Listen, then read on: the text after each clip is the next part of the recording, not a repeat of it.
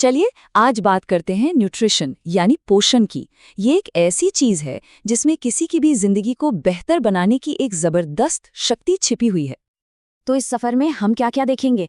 सबसे पहले पोषण की बिल्कुल बुनियादी बातों से शुरू करेंगे। फिर ये देखेंगे कि ये हमारी रोजमर्रा की जिंदगी पर कैसे असर डालता है। और आखिर में ये समझेंगे कि इसकी जानकारी हमें कितना ताकतवर बना सकती है।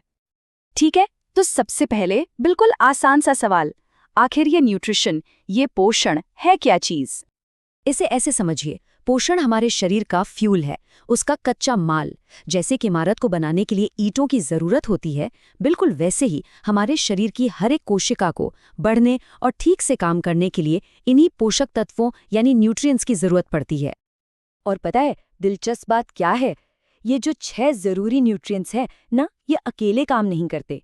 ये एक टीम की तरह है और इसमें से कई ऐसे हैं जो हमारा शरीर खुद बना ही नहीं सकता। इसीलिए इन्हें अपने खाने से हासिल करना ही अच्छी सेहत की चाबी है। तो ये बिल्डिंग ब्लॉक्स वाली बात तो समझ आ गई। अब आगे बढ़ते हैं और देखते हैं कि ये चीजें हमारी रोज की एनर्जी और फोकस को असल में बनाती कैसे हैं या बिगाड़ती कैसे हैं। खाने का मतलब सिर्फ पेट भरना नहीं होता। कभी सोचा है कि लंच के बाद अचानक इतनी नींद और सुस्ती क्यों आने लगती है, या किसी किसी दिन फोकस करना इतना मुश्किल क्यों हो जाता है? इन सब सवालों का जवाब अक्सर हमारी प्लेट में ही होता है। यहाँ पर ना 2 रास्ते हैं। एक तरफ है न्यूट्रिएंट से भरा हुआ खाना जो आपको दिन भर एक कांस्टेंट आरामदायक एनर्जी देता है, और दूसरी तरफ है गलत खानपान जो आपको एक एनर्जी के रोलर कोस्टर पर बिठा देता है। मतलब कभी एकदम हाई एनर्जी और फिर अचानक से बिल्कुल लो। और जब ये एनर्जी स्टेबल रहती है ना, तो इसका असर जिंदगी के हर हिस्से पर दिखता है। काम में प्रोडक्टिविटी बढ़ जाती है, रिश्तों में हम ज्यादा प्रेजेंट रहते हैं और रोजमर्रा के स्ट्रेस को हैंडल करना भी आसान हो जाता है। सब कुछ इसी स्थिरता से जुड़ा हुआ है। तो रोज की एनर्जी से आगे बढ़ते हैं। अब जरा जूम आउट करते हैं और पोषण के सबसे ताकतवर पहलू को देखते हैं कि ये लंबे समय में, लॉन्ग टर्म में हमारी सेहत को कैसे बचाता है।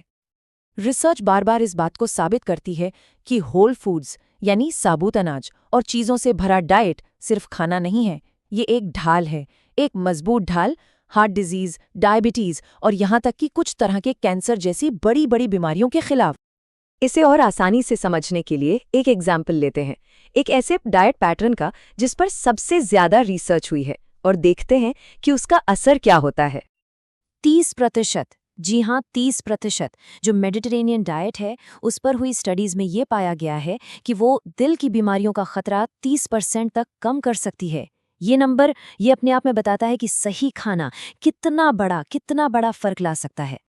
और बात सिर्फ बड़ी बीमारियों की नहीं है, हमारी रोजमर्रा की इम्यूनिटी यानी बीमारियों से लड़ने की ताकत, वो भी तो पोषण पर ही डिपेंड करती है। Vitamin C, vitamin D, zinc, selenium, ये सब हमारी इम्यून सिस्टम के सोल्जर्स हैं, सैनिक हैं, जो शरीर को इन्फेक्शन से बचाते हैं। चलिए अब एक बहुत ही दिलचस्प कनेक्शन को एक्सप्लोर करते हैं। एक ऐसा रिश्ता जो हमारे खाने और हमारे मेंटल स्टेट के बीच है। यानी हम जो खाते हैं उसका असर हमारे महसूस करने पर कैसे पड़ता है। ये जो गट ब्रेन एक्सेस है ना, ये एक हाईवे की तरह है। हम जो खाते हैं वो हमारे पेट में जाकर कुछ केमिकल्स बनाता है जिन्हें न्यूरोट्रांसमीटर्स कहते हैं, और ये केमिकल्स सीधा हमारे दिमाग को सिग्नल भेजते हैं, जिससे हमारा मूड, हमारी एंग्जाइटी और हमारी सोचने की शक्ति सब पर असर पड़ता है। और ब्रेन हेल्थ के लिए कुछ न्यूट्रिएंट्स तो सुपरस्टार हैं, जैसे ओमेगा 3 फैटी एसिड्स जो मछली में मिलते हैं, बी विटामिन्स जो दालों और हरी सब्जियों में होते हैं, और एंटीऑक्सीडेंट्स जो रंग बिरंगे फलों में भरपूर होते हैं। ये सभी उम्र के साथ दिमाग को शार्प रखने में काफी मदद करते हैं। तो इतनी सारी बातों के बाद हम पहुंचते कहाँ हैं? हम उस पॉइंट पर पहुंचते हैं जहां न्यूट्रिशन एक मुश्किल रूल बुक नहीं लगती, बल्कि ये हेल्थ को बेहतर बनाने का एक ताकतवर जरिया बन जाता है। और सबसे अच्छी बात पता है क्या है?